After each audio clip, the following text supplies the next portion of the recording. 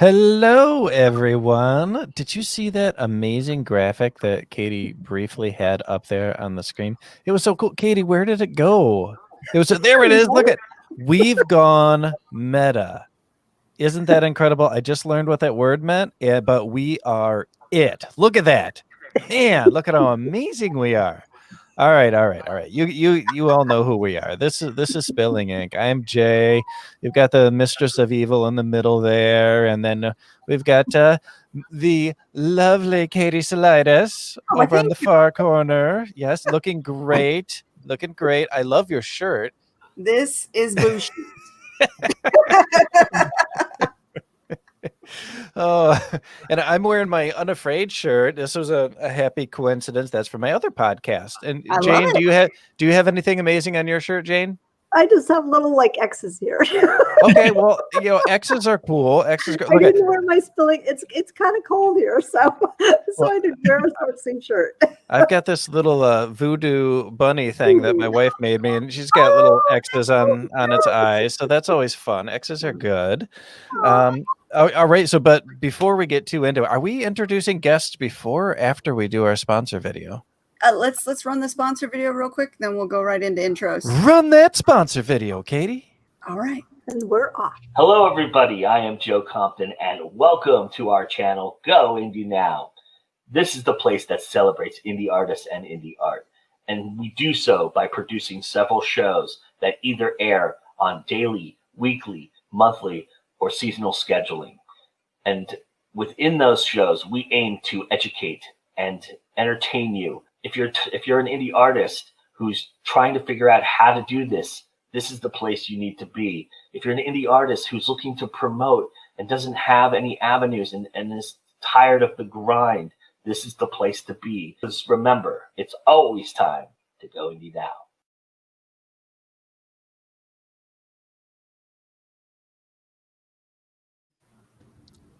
Jim, what are you doing? Oh, hi everyone. We're back. So we have some very cool people on tonight. One of whom is actually a former model, WJR Parks. Look at that face. Woo. Yeah. All right. Sorry. Hopefully that didn't make you too uncomfortable there. How are you doing tonight, William? I'm doing all right. Yeah, awesome. I wish I was a model. No. That is a damn good picture. It is a good picture. I've had. Who took that one. I think it was my friend who I was teaching photography. I think he took that one for me. So I've had people come to live shows here in Holland.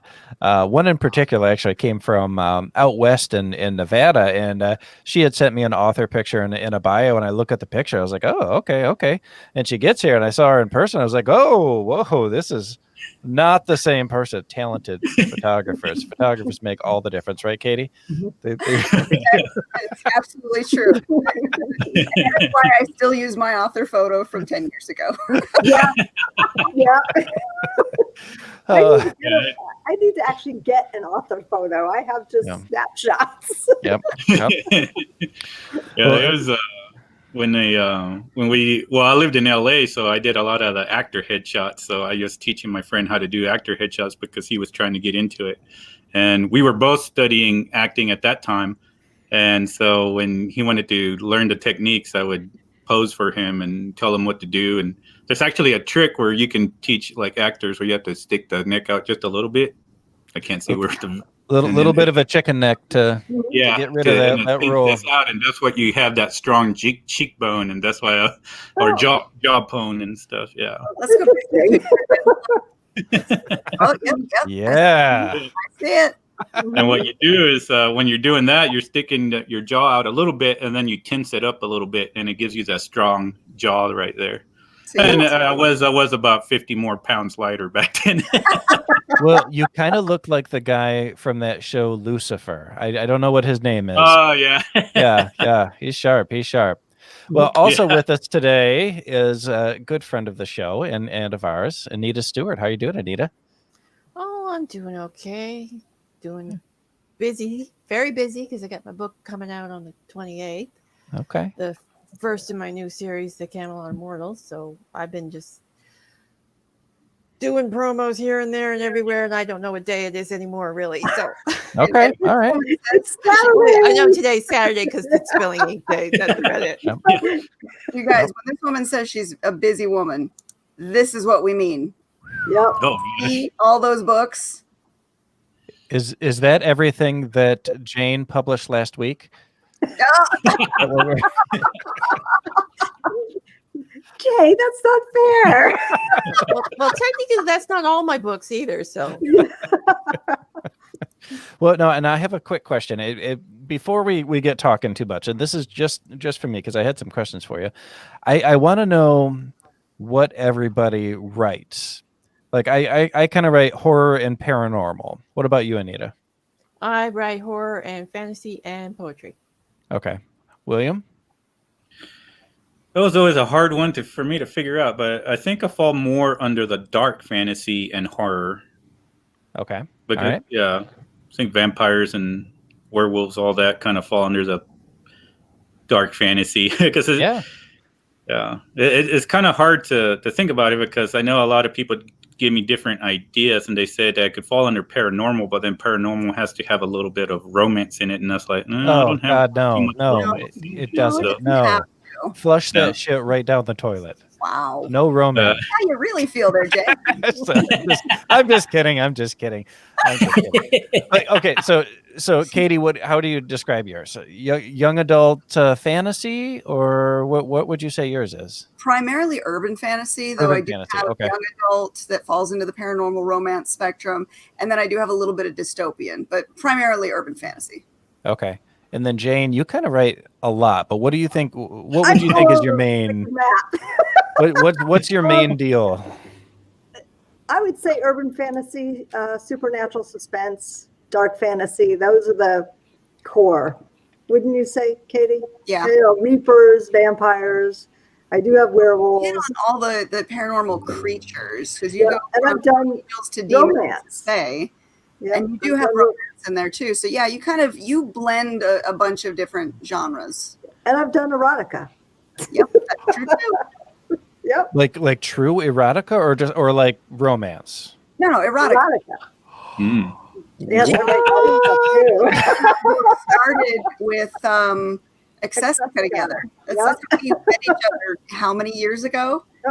I have a Wow. good story compilation of my erotic stuff. Yeah, I made the and it's mistake. erotic horror. It's erotic. It's yeah. Okay, all right. Well, I'm gonna have to check that out. I love the erotic stuff, as long as there's violence too. Oh, What, I like that. Yeah. Violent erotica. Magical realism. There we go. well, but the thing is with magical realism, and I'm gonna say this, and guys, please fact check me because I don't know the specifics, but I used to say that my books were magical realism because there's magic in it, but it takes place in a realistic setting. That's how I describe them. However, apparently magical realism is a very specific genre. And so if someone out there could look that up real quick, that would be great because it's something different. And I was smacked down on Twitter for that last year because it was culturally insensitive or something like that. I was like, oh, I had no idea. I won't use that anymore. I have never heard that before, but Neither yes, have I. if the You audience know, has some pointers or Yeah. some information on that. Yeah, because I've always understood magical realism and speculative fiction to kind of be, sisters of the same genre. Well, It's trying to blend reality with the magical world. the last time I looked, and I'm not sure if I'm remembering this right, magical realism was classed as a story taking place in the real world that has magical overtones to it, but the magic may or may not be real. magical elements. Yeah. Paranormal elements. Yeah. Yeah, I but don't there's know. a certain ambiance to it that you don't get in other genres that use magical or paranormal elements. Like Jay's books would be more paranormal suspense probably than magical realism. Okay, so I've been studying genres. What can I say? Yeah. When I'm reading here, magical realism is often associated with Latin American literatures, including a long list of authors here. But yeah, it seems like the general description is really kind of what you would think, but I don't know, like somebody smacked me down hard on them. So I'm like, okay, I don't know, so I'm not gonna stick my toes in where it doesn't realism belong. is very specific. Yeah, I did hear about magical realism. Like, I never studied it in depth, but I heard that it had to do something with more of the Latin America. I don't know what the specific of it is, but I don't know. I don't even know if it affects any of my books because I never actually. I mean, I have magic. I try to put all my vampires into like the real world, and I have them like in the Revolutionary War. But yeah, I don't know as far as like magical realism. Well, let's put it to the audience, and for those of you who don't watch the show live, if you catch it later on Twitter or Facebook or YouTube, wherever you happen to catch the link, post a comment and let us know if you've got a different definition on what magical realism is. Oh, you got to put that up. Uh-oh. What? Wait, I can't see. Where are my comments? I've got Brand up here. Oh, there's comments. Now I can see everything. Guys, the boss is listening. I mean, Hi, obviously, boss. listening, But but That's what it is. Private chat and comments. Okay. Now I see. magical realism is something that's kind of squishy. Yeah. You know? Yeah. I mean, my books take place in, modern day most of the time. And there's all these magical elements. Yeah. It's more urban fantasy because it's taking place. I'm just going with contemporary fantasy for mine. Yeah. I wonder though, because when you're talking magical realism as being magic elements in the real world, but then you also have people who are suggesting that it's cultural appropriation. Well, there's magic in almost every culture in different mythologies. So if, let's say, Irish folklore has its own version of magical realism, is there a specific name to use for that? So that you're differentiated between, There likely is. Yeah. Because every culture does have its own deities. It has its own, mythologies. So where does it, where do you draw the line and how do you differentiate without offending people? Because you obviously don't want to do that. And we've got to know how to make that, accurate description. Well, and I guess where I land on that is if somebody tells me I'm doing wrong, I'm going to believe them until I can do the research myself or somebody else does the research for me. Hopefully someone do the research for me and lets me know, because I don't want to offend people. And it's silly to me. I mean, it doesn't make any difference to me what I call it. So it doesn't hurt me to not call something by a name that could potentially offend someone. So it's just like, okay, well, until I know one way or another, I won't say something that's potentially offensive.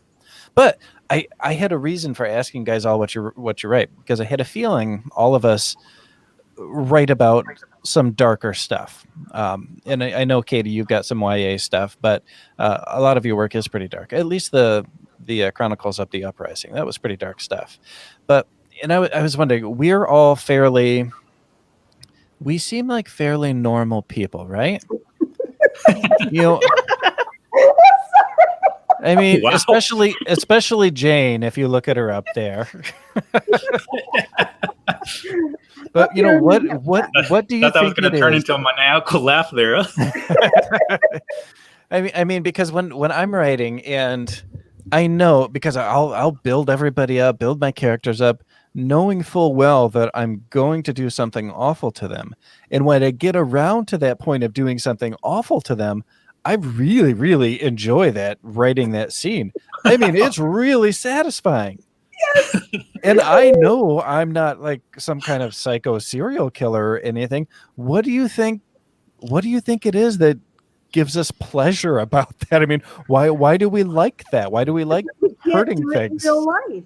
There you go. No? Because we have all of those Ally McBeal moments where we can see what we'd really like to do to people sometimes, but we don't do it. We do it in our writing. You know? Did you just name drop Ally McBeal? Yes. Holy shit. Okay, that shows my age. Yeah, but that's the catharsis of working through the asshole who cut you off in traffic, the bad boss who refused to acknowledge the work that you did. You know, anybody that screws with us in our daily life that we can't retaliate. Yes. You can put it in And writing. the worse our day goes, the more we retaliate on our characters.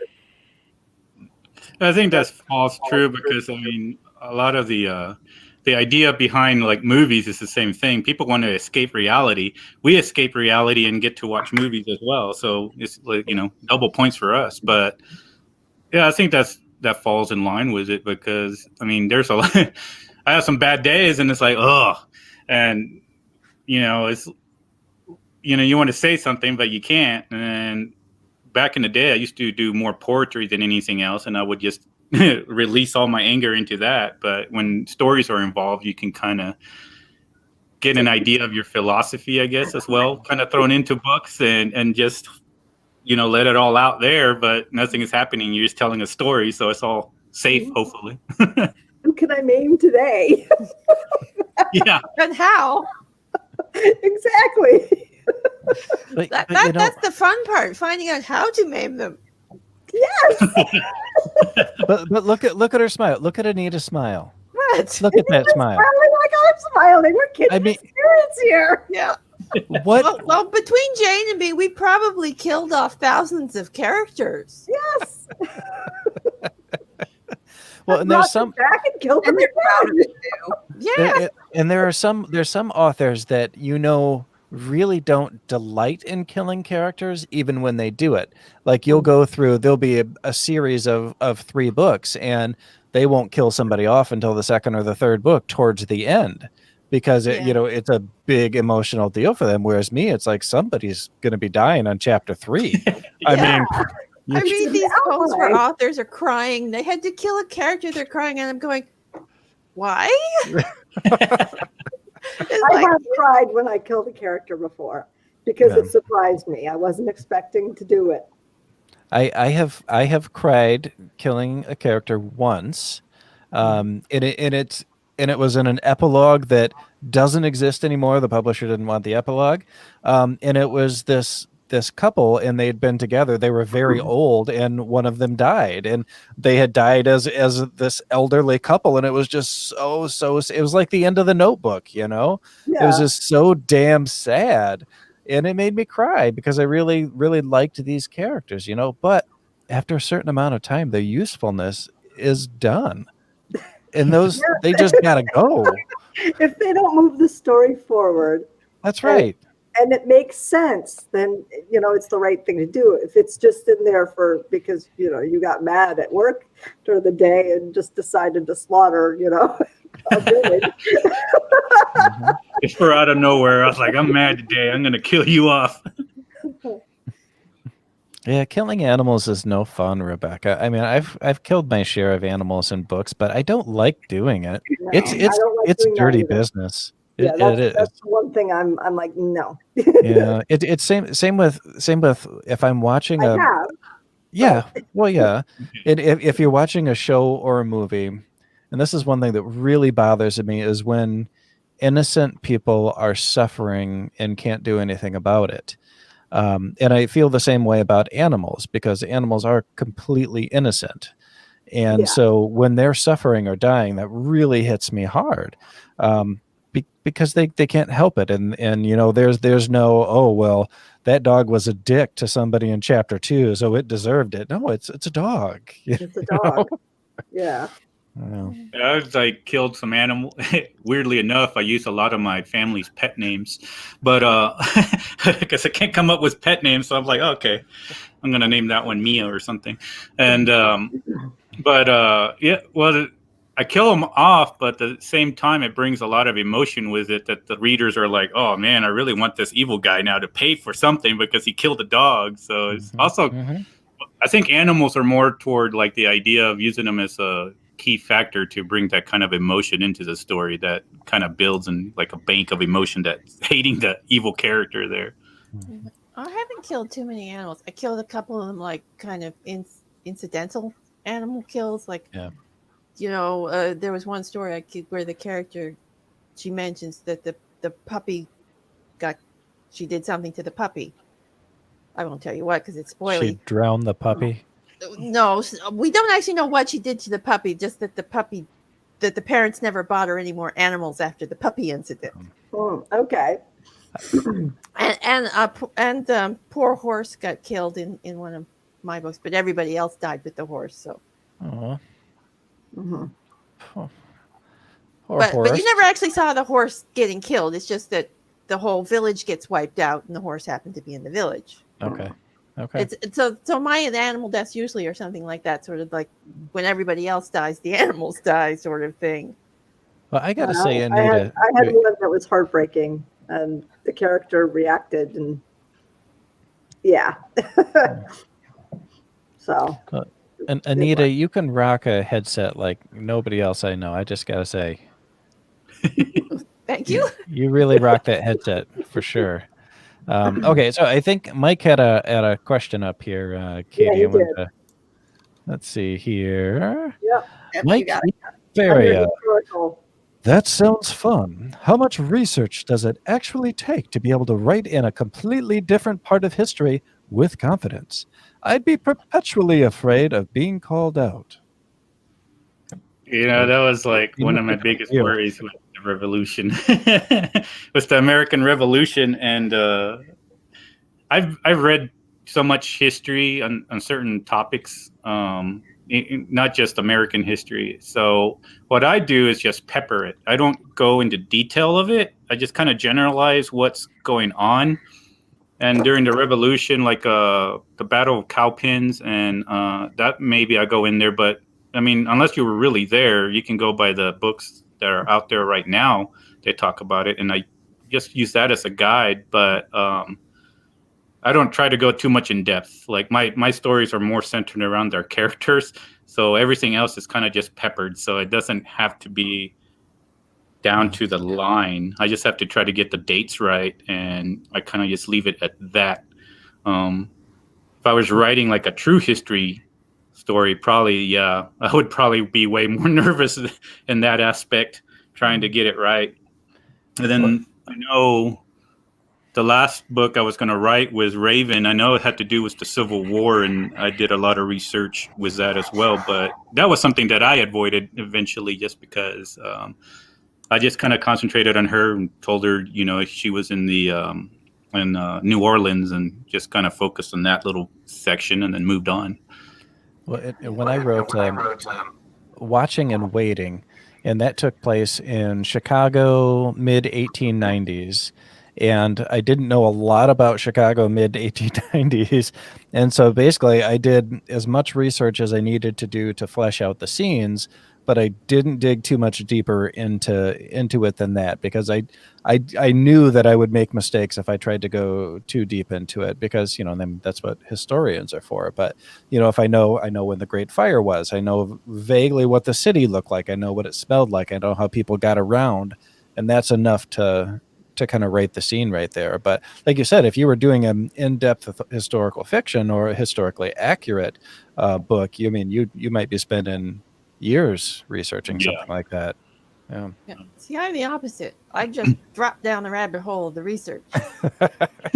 I mean, I'm recreating 15th century Venice for one of my works in progress, and that is just so much research.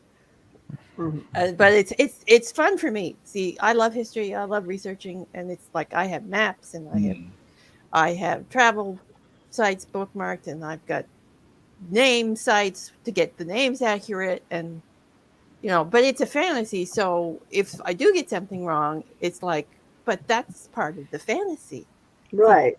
Historical fantasy has a built-in excuse. It's just it's not historically accurate. It's historic fantasy. Exactly. Yeah. Right. Yeah, it's like the fairy tale PNR books that I wrote.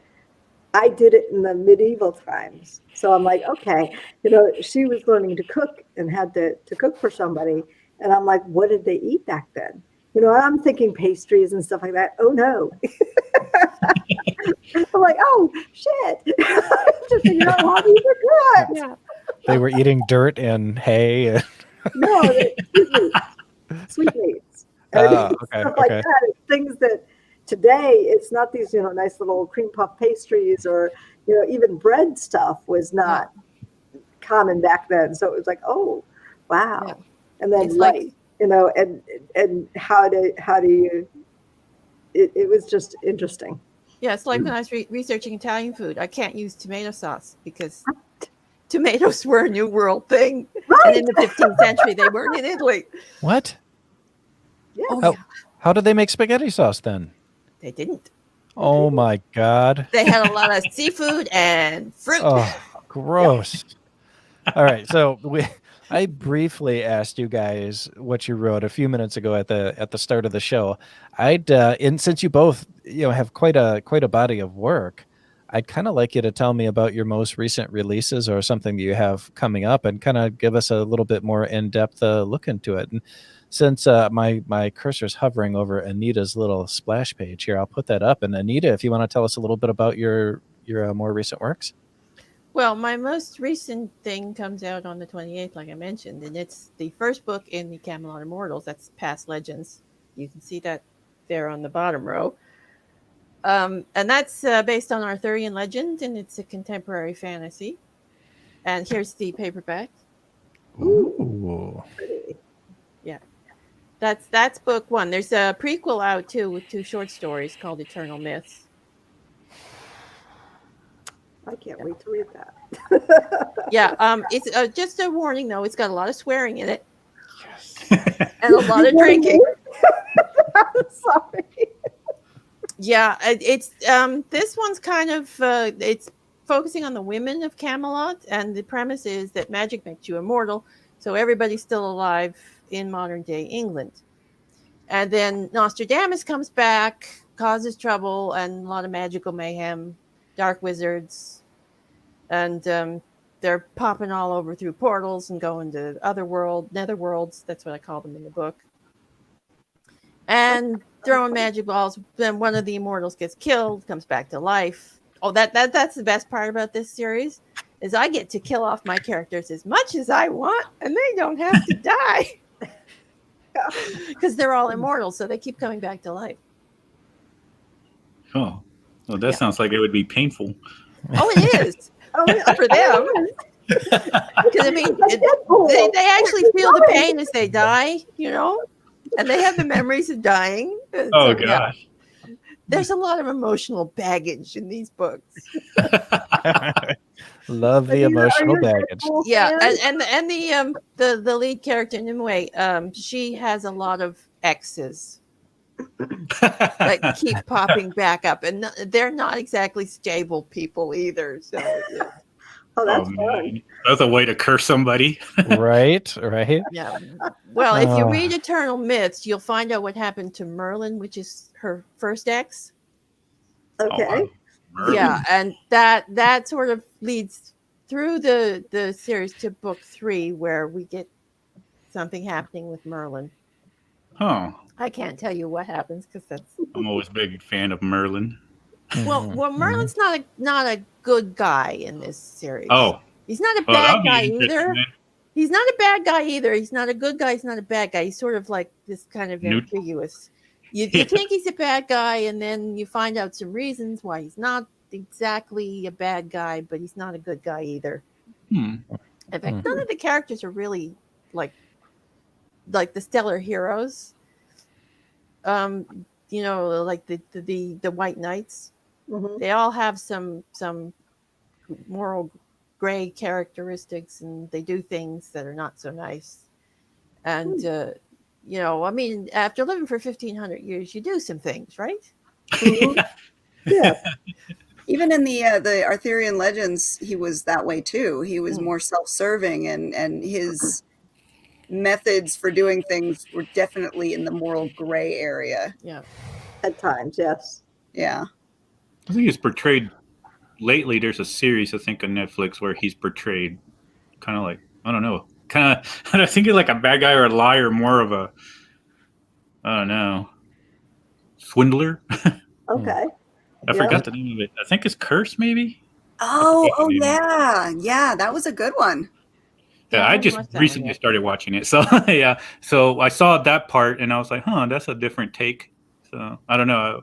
Maybe he's not Merlin. no, I don't know. I haven't. I was think I'm like episode 3 or something, or 4. Oh, I won't give away any spoilers. I won't give away 'em.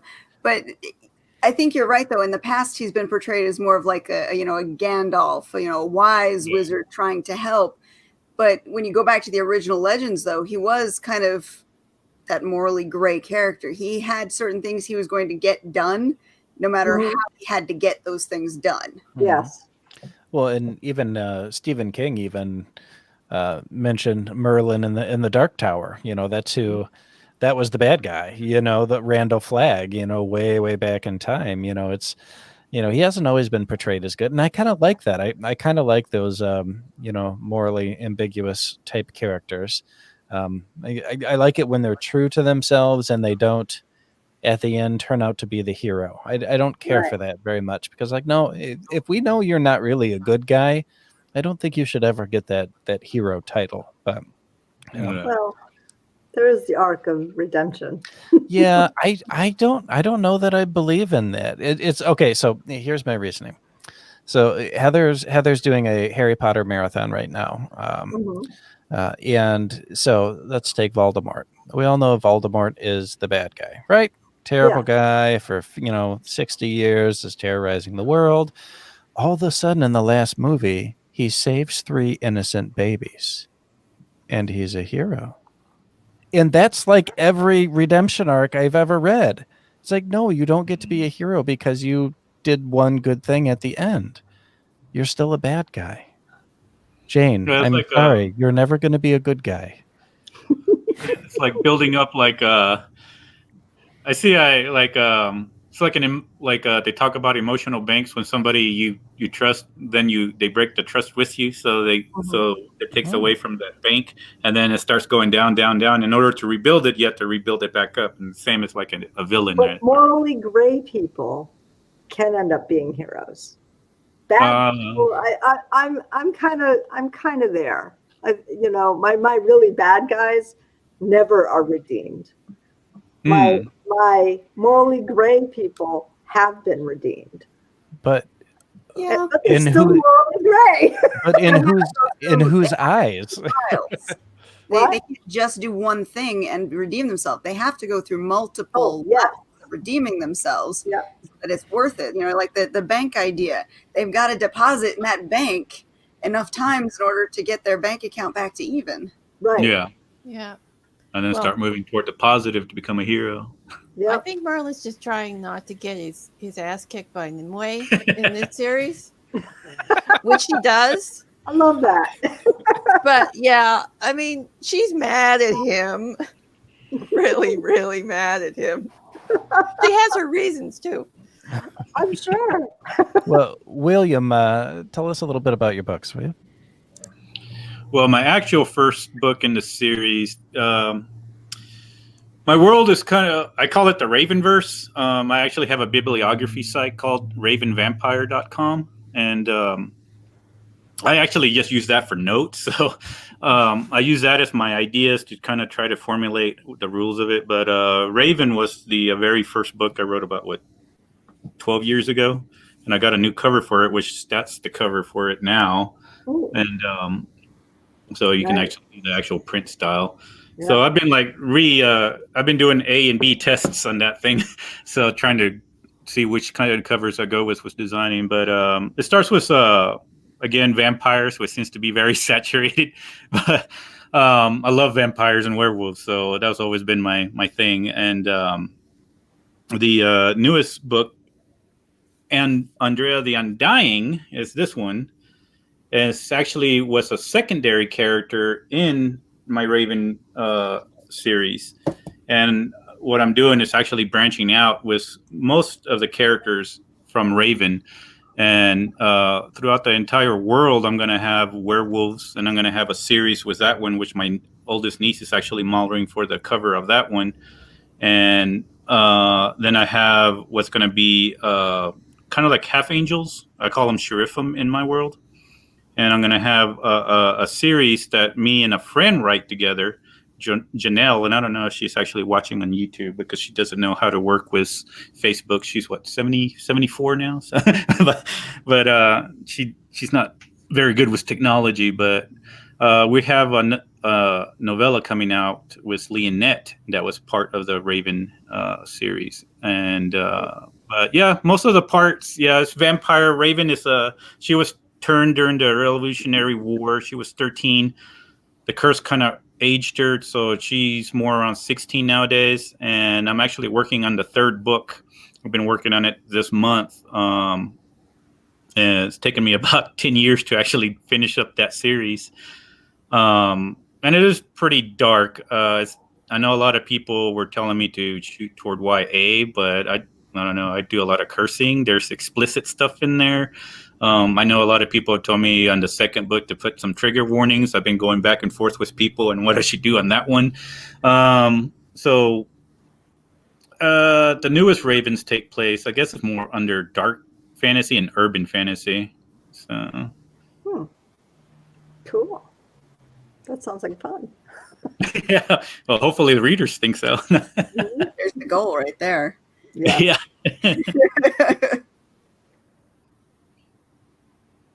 It got quiet. And Jay's muted. He's pondering. Of course, I'm muted. I'm just giving you compliments. That's all. It sounds awesome. Thank you. The comments are pulling our attention. We got one from Regine over here that Jeff Bezos can't just buy some McDonald's and be straight on a normal compass, on a moral compass. He's got stuff to pay back. Oh, There are ways to redeem yourself, and it has to match the dirty deeds you've done. Right. Exactly. Yeah. Exactly. I see. I can get behind that, Katie. It has to match what you've done. So, Oh, Uh-oh. Wow. he hit the wrong button. I was like, wow, y'all didn't agree with him or something? Pink. You hit the wrong button. Dude. I give up. You know what? Technology this week has been haywire. I don't know if anybody else is dealing with technology going haywire this week, but I have been dealing with that. So yeah, there you go. Have a drink for me too. Yeah, the phone took Oh, wow, yeah, that's what I need to do. update. I should have thrown that in there. This is the first alcohol I've drank in probably a month, but man, it's been one of those days. Is that the alcohol? Yeah. How now? Before I remove myself, here we go. Woo! Yes. Oh, Malted okay. caramel, baby. Good stuff. Good stuff. I need to get some of that. Oh yeah. It Oh yeah. tastes like candy. Oh, it does. It does. It really does. That Yeah. is dangerous. Candy Yes, that just burns dangerous. a little bit in your throat. Oh, we Yeah, got just a little burn on the backside. earlier, so we got to cycle back to it before it Yeah. floats away in the comments again. Talking about systematic process on creating. Any of you guys want to talk about how you approach it? Whoa. You didn't do a voice for Richard. Well, that's your job. But you opened the comment. Here's a voice of man. Here you go, Jay. Ready? Go. Does A.F. Stewart and or WJR Parks have a systematic process on creating her prose? If so, what is their process to write so much? Mm-hmm. I do scene outlining. What happened? Yeah. I heard my voice. It's in retrograde, people. No, I just button, chair, and write, right? Yeah, Let me see. I do scene outlining. I do outline all my scenes, and then I just write them one by one. I've never done outlining. I just kind of write by the seat of my pants, and I've always had, I guess, a knack of just imagining worlds. Like a lot of my other writer friends are always telling me that it's like I have like a broad idea, I guess, of a world, and then I have to kind of zoom in, and I don't really have like I used to play Dungeons and Dragons, and I wrote stories off of that. Now that one, I guess, had a kind of a system because I had a timeline that spanned over like 10,000 years, and within that timeline, I had a lot of characters and lifetimes that I had, and I guess that was just kind of more systemized right there. And I had like a thick book that had nothing but maps and towns, and then within each town I drew all the characters within that city, and then you can actually flip the book and go into the towns. It would be like if you were zooming down into it. And so that one gave me a lot of ideas because I already knew the maps and I already kind of knew the timeline. With this series is, I just kind of have an idea and I just start writing it and go off the character, and hopefully she knows where she's going. Yeah, you run with it. You have a scene you start, or a scene where you have to end, and you just get there. Yeah. And that's pretty much. Actually, I always have the ending in mind. I always start a story because I already know what the end is, and so I'm just trying to get there. We need to make a T-shirt now, Jane. With instead of the Nike swoosh, it'll be a pen swoosh, and just get there. I like that. Just get there. And I've done that. Have you guys seen this cool graphic? Look at this amazing graphic. It's so cool. I love it. Yeah, that's a good graphic. Well, do you see what I do next? I sent Katie some really good pictures for my funny Yes, pictures. you did. And that's why I was like, I have nothing. Nothing like he has. Oh goodness. Middle-aged woman, come on. Yeah. I was shocked by how many of those I had on my phone. I was like, why do I have so many of these? They're really odd. So many good ones, Jay. So many good ones. Oh goodness. Yeah, most of my pictures are me cuddling with animals though, and I didn't think that would fit the bill. Maybe. That's all right. I can make some of them work. You can be cuddling with something else. It won't be an animal. It'll be Jane. Ooh. I have ideas now. So have any of you wait, let me look at this. I've got a little notepad here. Let me check my notes. Let's see here. Okay, Werewolf Academy is on there. Oh wait, I don't want to talk about that just yet. Has anybody watching The Haunting of Bly Manor? Not yet. None of you. Okay. It was like number 1 on Netflix, and we've been doing this thing where we're just clicking on random scary stuff to watch with Emma. It's just like a bonding thing. She loves horror. Anyhow, spoiler alert, there's no nudity in it. All right. So big bummer right off the bat. However, it is a really kind of interesting, kind of cool, creepy series. So if any of you want to watch that, it's kind of fun. It's just kind of wacko and bizarre, good haunting story. All right. So that's not on the list, but I thought I'd bring it up. No, I mean, I started watching The Boys. I've only been 2 episodes, and it's just. That's a good one. That's a lot of nudity in that. In small doses, and you can't have the in-laws around who don't like language. Do you remember? Have you been to the scene where they go to the club where all the superheroes are hanging out, and the guy dives off the table? I'm only on episode. I'm going on episode 3, so it's the only time it's the only time they show that club. You might want to rewatch that scene. Okay. I'm just saying, there's a miniature guy that dives off a table. Yes. Yes. Right? I'm like, what the fuck just happened? I kind of like blocked it out. Okay. All right, so let's see. Wrong. Let's see what's on next on my list. Okay, the foot. That's wrong. The foot sticking out of the bed experience. Will, you brought something up about this, I think, before we aired. What were you talking about? Your foot sticking off a bed or something like that? Because I don't.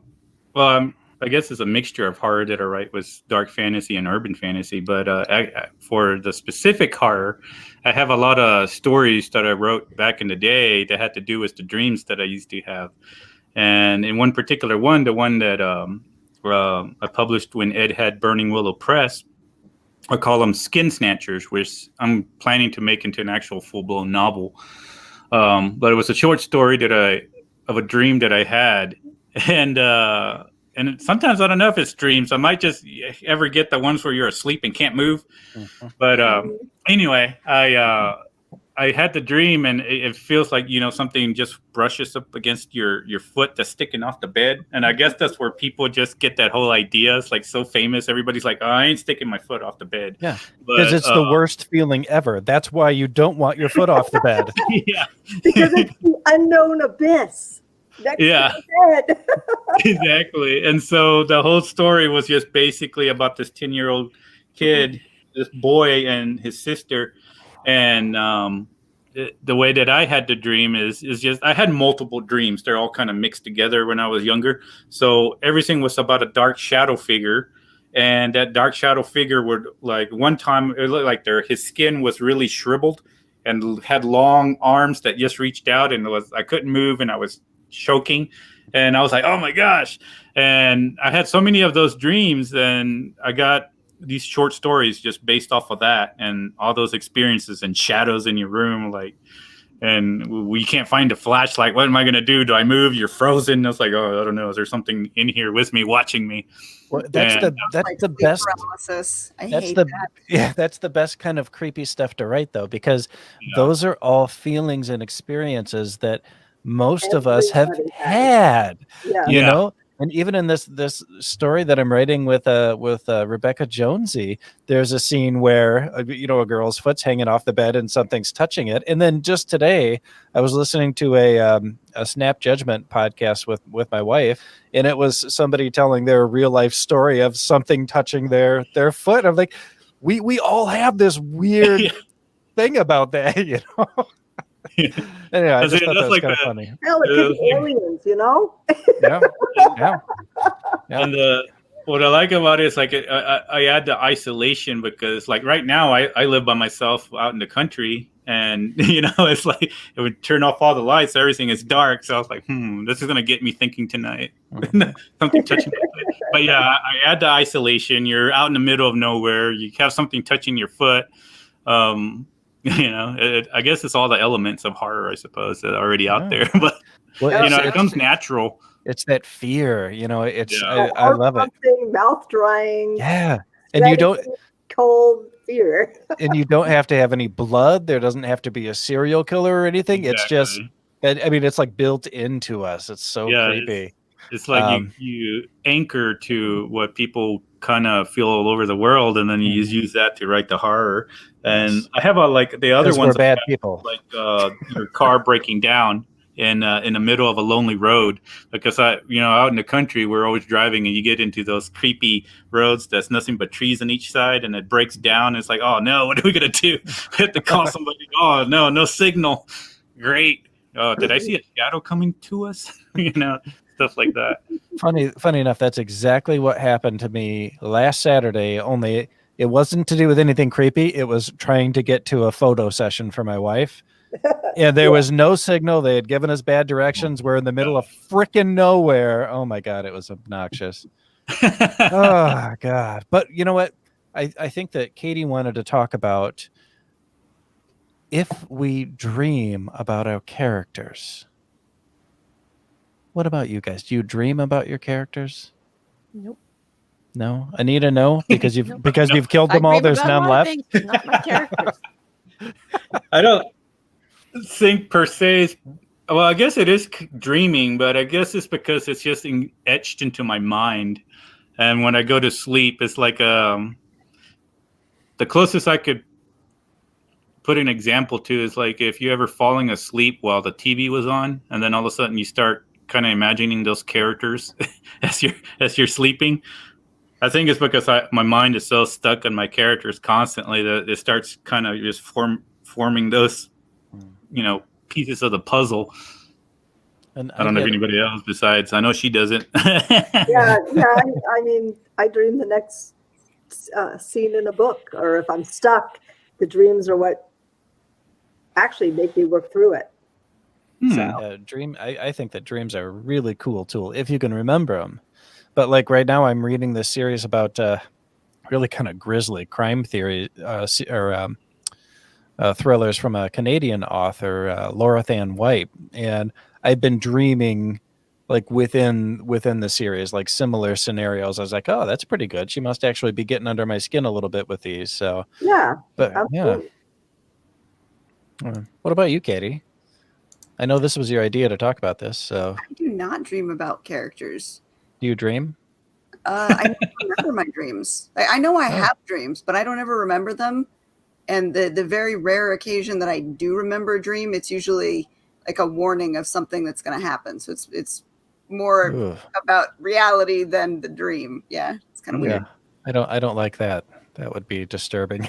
Yeah, quickly the moment my eyes open up, the dream world's gone, and it's gone out of my memory too. Huh. Yeah, No, you know, I remember them.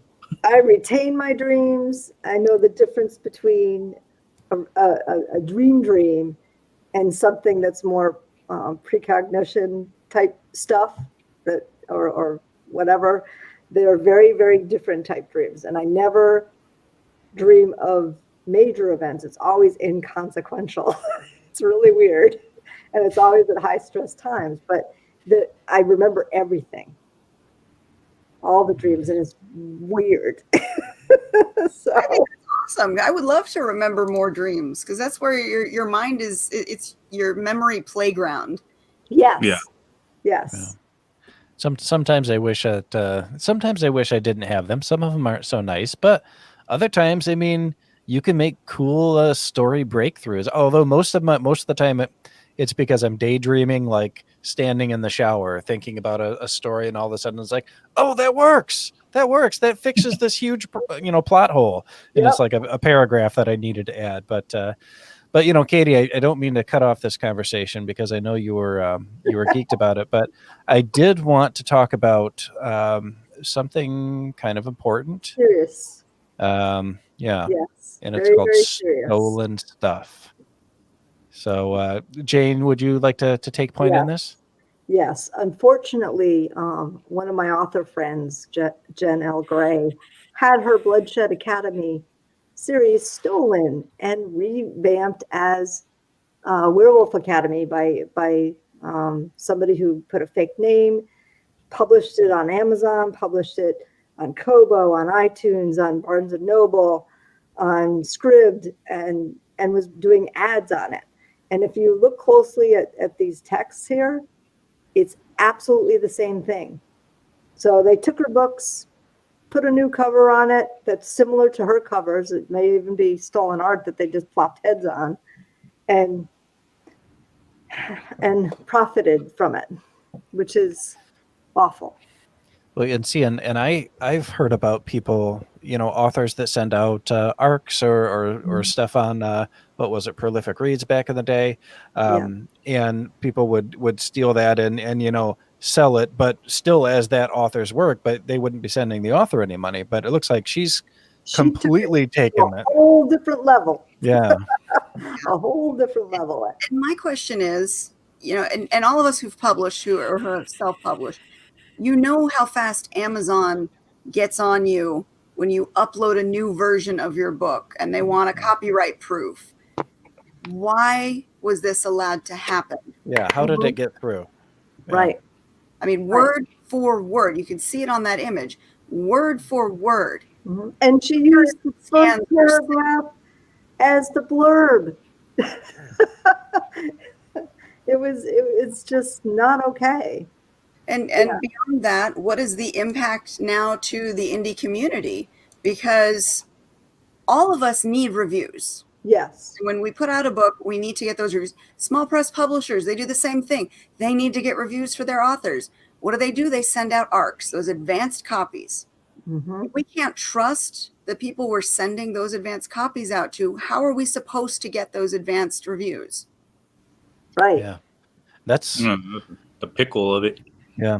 That's a really really shitty situation. Yeah, it's the shittiest of shitty to do it to an author. So Yeah, because most of us indie authors and small press authors, we're not rolling in the dough. You know, we work our Whoa. asses off to write these frickin' books. Yeah. We don't make a lot, you know, and then when you steal it from us, I mean, Right. And Yeah, it's like, oh my gosh. Yeah. Now, to Yeah. answer Mike's question below, he asks, how do you keep up on this and how do you know what's going on? If you mean following the author, because I'm sure she's going to be posting updates. Let's put the image back up on the screen again here. I think what Mike is asking is how do you know if someone's pirating your work? well, in this case, a reader reached out to her. One of her Wow. fans reached out to her and said, this is going on. Okay. So, you know, thankful for that, readers, and readers, if you have an author that you love and you find this, reach out to them, because that's, you know, the best thing you can do for them. Unfortunately, the author is not going to get the funds that were, you know, for all the sales on this book. Amazon will probably keep it, you know, and just cancel out the account because it's all been pulled at this point. But still, keeping up with that, it's as much of a nightmare as keeping up with pirates, putting your book up for free on sites. And, Yeah, I had and that that if you're in Kindle Unlimited could get you knocked out of Kindle Unlimited, which is, you know. Yep. Yeah, it's like so crazy because like if you don't know very much also about how things work and you have to go after this person that steals your stuff, it's a whole other, it's like almost identity theft, you know. And identity theft is like just as hard, because I had that happen to me and nothing happened, and they actually called me like 2 weeks ago trying to put a warrant out for my arrest because of it, and I had to tell them no, I filed a complaint, but you know, this is the same thing. You like your book, it's like, where do you start? What do? You have a fog in front of you. It's like, okay, what's the first step that we need to do? What's the process in order to get this handled? And then you have a whole other headache. Yeah, and that really stunts creativity too. It makes you step back and go, oh my God, you know, and takes away the time that you could be promoting and doing your book stuff and stuff like that, chasing this down. Well, and it takes away some of the joy of being an artist too. You know, my wife is a pro photographer, and over the years, because she sells stock photos for use on, you know, if you buy a picture frame, it always comes with a picture in it. You know, she sells photos for use as that, and you know, there have been a couple times where she's found sites that have stolen her images and are selling them. And but she's vicious. The first thing she'll do is she'll send out a cease and desist, and if that doesn't get an immediate response, it's to the attorney, and it's never had to go there, because usually if you send out a very well worded cease and desist letter, people will listen up right away. But it's scary, especially if you don't know exactly how to track that person down. Like someone had, I think it was Richard Smith, had left a comment that, you know, if it's an individual, it's a lot more easy to deal with than a corporation. And you don't know if this is a giant, you know, a group of individuals that just makes it their business to steal and republish things or not. Right. Yeah. I mean, you know, word is it happens more often than we know, unfortunately. Hopefully, it happens it happens across all kinds of different art forms too. Yeah, cover art is stolen. I mean, we've seen that. Well, like whoever designed that cover art for sure is another person that can go after them too, because I do a lot of cover art design stuff, and if they stole that, I could, you know, an author had told me about it, I could try to help the author in that sense as well, because that would be like copyright stuff that I have as well that I would have to go after. And I would get them for, actually I could get them for, you know, cover art and photography, because a lot of the stuff that goes on my cover arts are my own photography as well. So speaking of copyright, the theoretical protection that you have when you do file that copyright is that you should be able to earn or have the, what is it, the plaintiff or the, I can't remember my legal terms right now, but the guilty party is the one who's supposed to be paying for everything, including legal fees, if you have filed your copyright. That's where the protection lies. Yeah. So the first thing copyright is to make sure that whenever you publish a book, you file your copyright. That way you have the legal protection to go after them with the hope of regaining back all the fees that you're going to end up having to pay to that lawyer. Right. Yeah. Well, and you know, and the technical stuff, just like with photography, as soon as you shoot that image, that's yours. Nobody else, that doesn't belong to anyone else, just like writing something. However, it doesn't mean people aren't going to try to take advantage of that. So, having insurance, having a lawyer, or being a member of a PPA, which does provide you with some assistance with pursuing a copyright infringement helps. But yeah, what a sucky situation. And I'm so sorry to hear that about your friend. Hopefully she'll be able to pursue this and track down who it was and get reparations for which is lost there.